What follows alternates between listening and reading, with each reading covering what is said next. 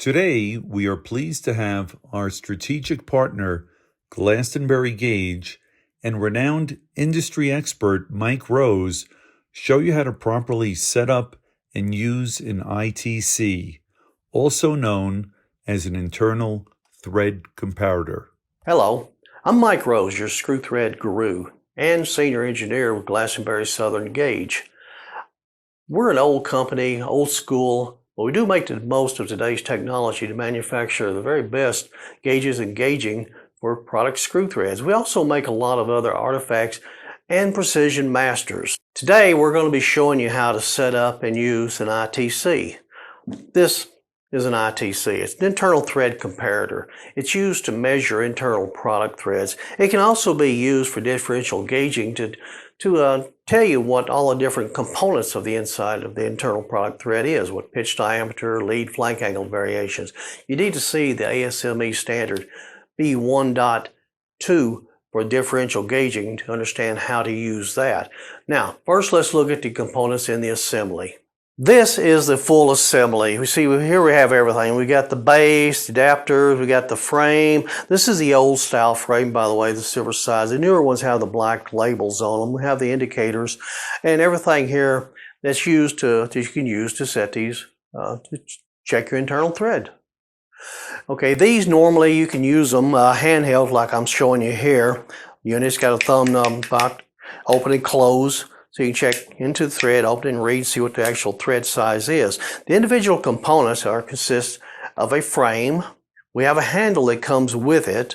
You have the fingers, the two screws that hold them in place. An indicator fits into the collet here. This is a universal collet that will hold about any indicator or probe you want to put into it.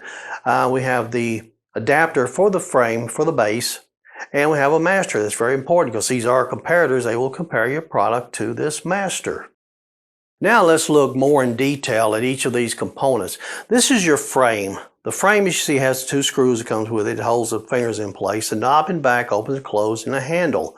This is the collet that your indicator goes into. It could be locked in place. Also, you will see over here this little screw on the side. That's a stop adjustment screw. It's very important. It's used to set the range for this frame when you're using it. Also, what you can't see here is this. At the bottom of this frame, there's a threaded hole. That's got a screw in there that you use to tighten a spring that sets the tension on your fingers when you're using them. Now, that can be used to control just how hard it is to open or close the fingers. And for some objects, for different applications, you might want different settings. Now, let's look at the base. This is a base. This is a universal base. We use this for our tri-rolls as well as our internal thread comparators. This is your adapter here that fits on the handle and fits onto this threaded knob you see here on the base. So these can be locked in place to hold everything. If you want to use this on a bench or something like that to check smaller parts, you got to go to the machine. You use it just with the handle without the base on it. Next, let's look at the fingers. The fingers are made one-piece construction. They're ground like gold work plugs or like threaded plug gauges. Then we cut them apart. Now these fingers have holes in them for the screws to go through, but also in the very back, you see there's slots. These slots fit on special studs that's on the frame. It helps lock everything in place and hold them so they're not moving around. Now we manufacture, what we actually stock is these functional types. The functional type picks up lead and flank angle variations of an internal thread and gives you its functional size. We also stock cone and V from any of our selected thread sizes that we stock. And these are used in relationship to the functional because these will pick up pitch diameter only, single element pitch diameter at a point.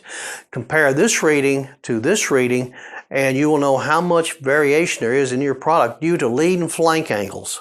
The difference between actual size and functional size is the diametrical effect of your lead and flank angles. Okay, let's put one of these together. You see, I've completely disassembled this. I've got it all apart here.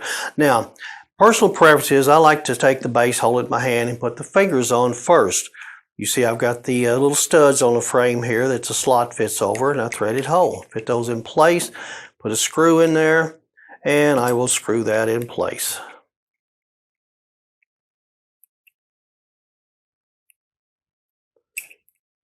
place and lock him down.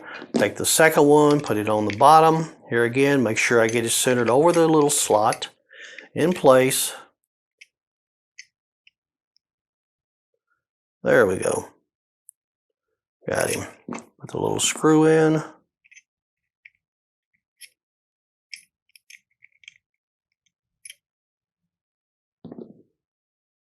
Okay, screw that into place.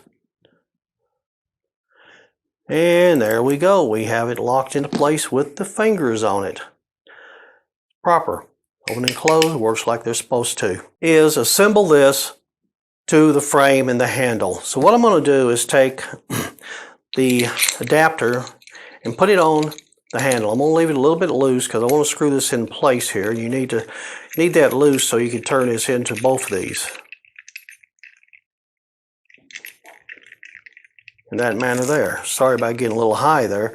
Now next what I want to do is I want to tighten this adapter in place so it's not going to be going all over the place. It is a little bit hard because you're pulling two pieces of metal here together to get this one, but you can get it. There we go. Good enough. Now put this on the frame. I lock everything in place. Like that. All right, next we're going to show you how to set these stop adjustments. So what I'm going to do is put the master ring on in place. You see it's got a nice snug feel, this particular one does now. What I want to do though is I want to take the stop adjustment, I want to screw it down into the frame clockwise. And the object here is I want this master to get loose, like that where it'll spin.